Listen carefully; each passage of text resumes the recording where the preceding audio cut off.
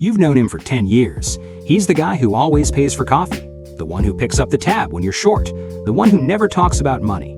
He drives an old car. He wears the same jacket every winter. He lives in a small apartment. He's just like you, except he's not. He's worth $3 billion. And for the past 10 years, he's been testing you. You met him in college.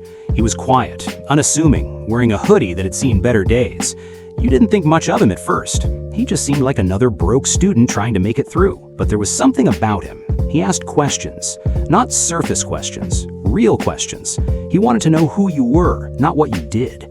He remembered the small things, your mom's name, your biggest fear, the time you failed a class and didn't tell anyone. You became friends, not because you had to, because you chose to. He was a safe place, someone who didn't judge, someone who listened. Over the years, you noticed little things. He never stressed about money like everyone else. He always had cash when you forgot your wallet. He paid for dinner when you couldn't.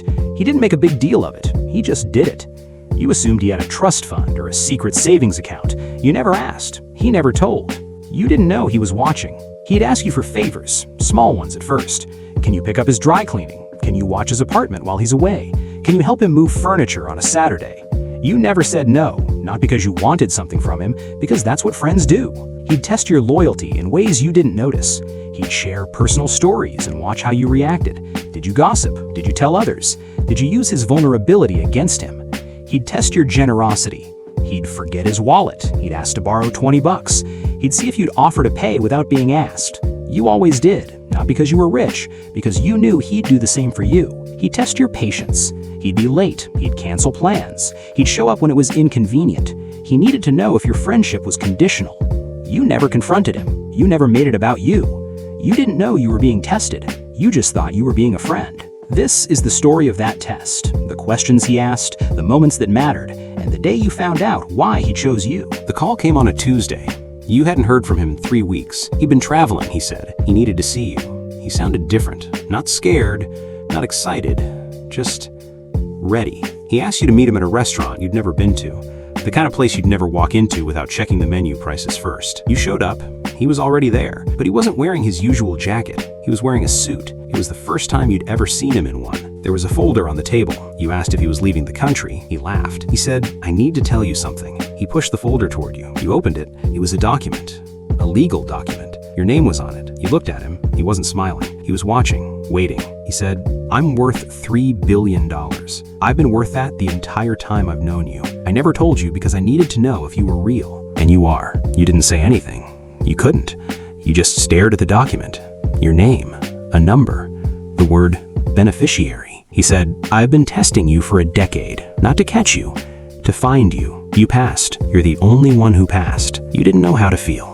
Relief, anger, betrayal, gratitude, all of them. You asked him why. Why you? Why not someone else? He said, "Because you didn't want anything from me. You never asked for money. You never treated me differently. You never tried to be my friend for what I could give you. You were just my friend. That's all I ever wanted." He gave you a choice.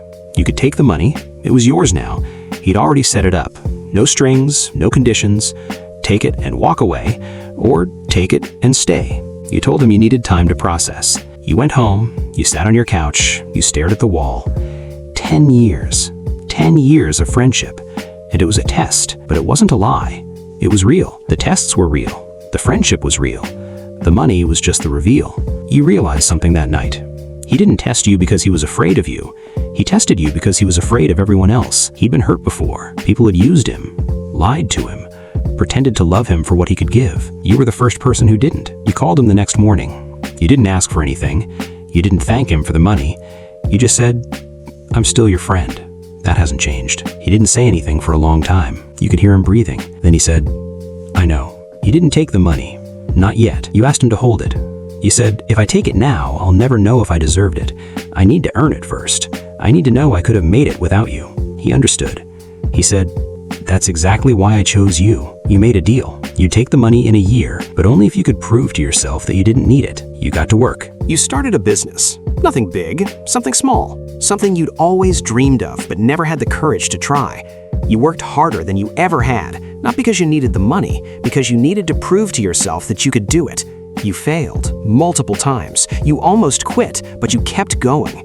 He never offered help. He never offered advice. He just watched, the same way he'd been watching for 10 years. By the end of the year, your business wasn't making millions. It was making enough. Enough to live on. Enough to be proud of. You called him. You said, "I'm ready." He said, "I know." You met him at the same restaurant. He pushed the same folder toward you. This time, there was a check. You opened it. It was for the same amount. But this time, you weren't the same person. You took the check, not because you needed it, because you would earn the right to have it. You told him, "I'm going to use it to help people, the way you helped me." He smiled, a real smile, the first one you'd seen in years. He said, "That's all I ever wanted." What he taught you was not about money. It was about trust. It was about loyalty. It was about showing up for people without knowing what they could give you. Most people would have treated him differently if they'd known. They would have asked for things. They would have expected things. They would have changed, and they would have failed the test. You didn't.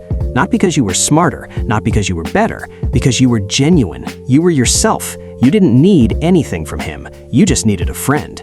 And that's the most valuable thing you could ever give. What if your best friend was secretly a billionaire and testing you? Would you pass? Would you treat them the same? Would you ask for money? Would you change? The test is not about money. It's about who you are when no one is watching, when there's nothing to gain, when the only reward is the friendship itself. Most people would fail, not because they're bad people, because they'd get caught up in the possibilities. They'd start seeing dollar signs. But the people who pass, they don't want anything. They don't expect anything. They just show up. That's the rarest thing in the world. Be that person. You never know who's watching. Would you pass the test? Comment below. Subscribe for more POV stories about money, trust, and the things that actually matter.